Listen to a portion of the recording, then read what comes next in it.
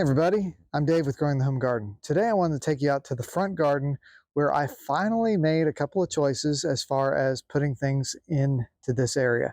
I've spent all winter kind of thinking about it, trying to decide what I wanted to plant here. And two of my first purchases are right here on my right. And they are a type of juniper tree. This is Juniperus scopulorum, and it is also known as blue arrow juniper. That's the sales name that they have for it. I bought these at a nursery just this morning, and I wanted to show them off to you. Now, what's really cool about these plants is that they have a growing habit that is very upright. It grows into a column shape, and they will grow about 2 feet around and then up to 15 feet tall.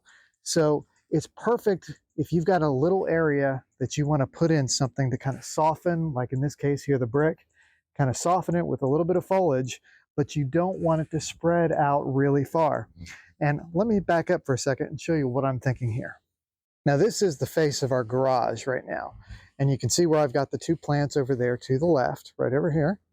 Those two, I'm going to have one here and then one over here. Now, the reason for that, obviously, is because if they get about 15 feet tall, they'll probably come up to about here at their full height and about the same over there. And so it won't overtake the top of the house like an Italian Cypress or an arborvitae might do, but it will indeed soften the brick areas in between those windows. The other thing is I don't want to impede any kind of sunlight from coming into the windows. I like having lots of natural light in the garage, which is why the windows are there. So I don't want to do a whole lot of planting right in front of that.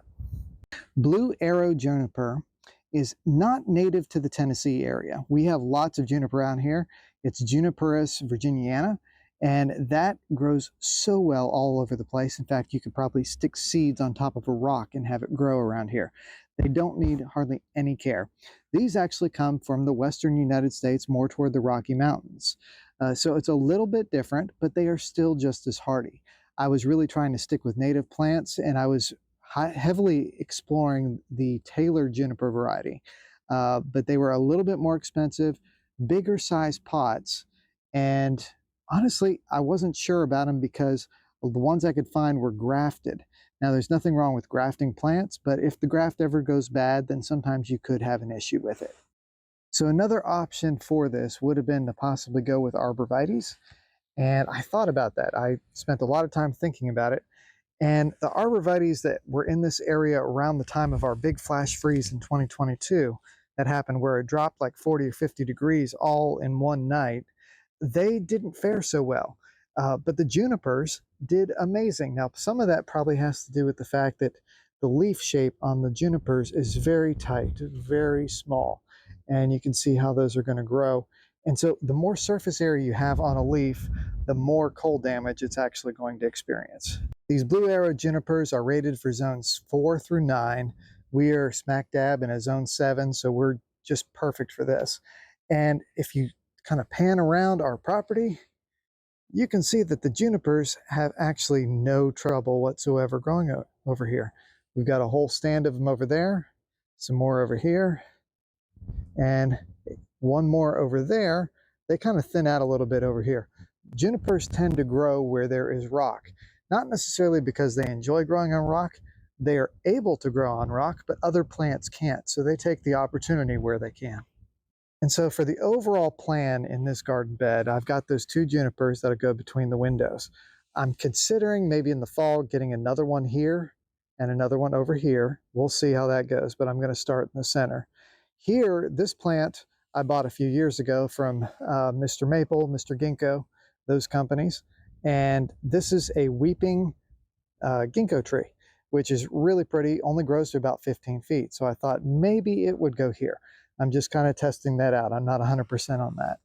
And then over here in this spot, I've got a beautiful plant called an Onondaga viburnum. And I just love this. So I'm thinking about putting it right here. It's got kind of maple-shaped leaves, and it has a beautiful burgundy type flower with a little bit of tinted foliage that's also burgundy. Over here on this side, I'm considering putting my Shasta viburnum. I've got 3 good-sized small shrub Shasta viburnums that will grow up into this area and be beautiful plants. They would also serve as a little bit of a screen for that area, which is where my hose reel and everything will go. And I'll also need to put a matching Shasta viburnum over here on this side of the house, in this corner somewhere. So I was thinking right around here. And I'll probably do some hydrangeas over here because it gets a little bit more shade. So I've always found that my garden plans tend to be a little bit more fluid. I will come up with an idea, kind of put some basics down, and then I'll make some adjustments around that. And those adjustments can change over time. I may move things around, divide things up. And I like the idea that it's all fluid and doesn't always stay the same. So I like changing things up a little bit every now and then. But you do want to make sure that you get your foundation plants in, because you really don't want to move those once they get of a certain size. So when considering a plant like this for your garden, you want to consider a few different things. Sun. These are full sun plants. They need to be in a good sunny location. And we're in that spot right here because we're facing southward, southwest, south by southwest somewhere. And they will get full sun here for most of the day. The other thing is you want to consider the size of the plant, and not the size as it is now, because these are, nice little manageable 4-foot tall plants. But you want to consider the plant size when it's fully grown. These are going to be 2 foot wide and around in a circle, up to about 15 feet. They could be 12 to 15 feet is what they say. And so we've got a perfect spot for that, where it's going to be able to grow to its full height without really ever needing to be pruned. And that's one reason why I wanted these for this location, because I don't have to do any pruning on them. They can just grow as they want to grow and they'll be just fine. The other thing you want to think about is what its water needs are, because the ground right here, it's well drained, it slopes away from the house, and it's perfect for something like this that likes a good, well-drained location and doesn't need a whole lot of nutrients for its care. So this is a very good plant for this particular spot. I did a lot of research trying to make sure I got the right one. And there are a couple of options, a handful of options that would have worked just as well as this one. But this is exactly what I need for this spot. So guys, I hope this was interesting and useful for you. I picked these 2 plants up at the Fernwood Gardens in Columbia, Tennessee. They're a small family-owned nursery. I have a lot of neat stuff. I go there periodically to just kind of peruse and look around, and every now and then I'll pick up something. But they're a really good nursery if you're near the Columbia area to pick up something just like this. They've got a lot of stuff. But I'm Dave with Growing the Home Garden. Appreciate you watching. We'll catch you next time.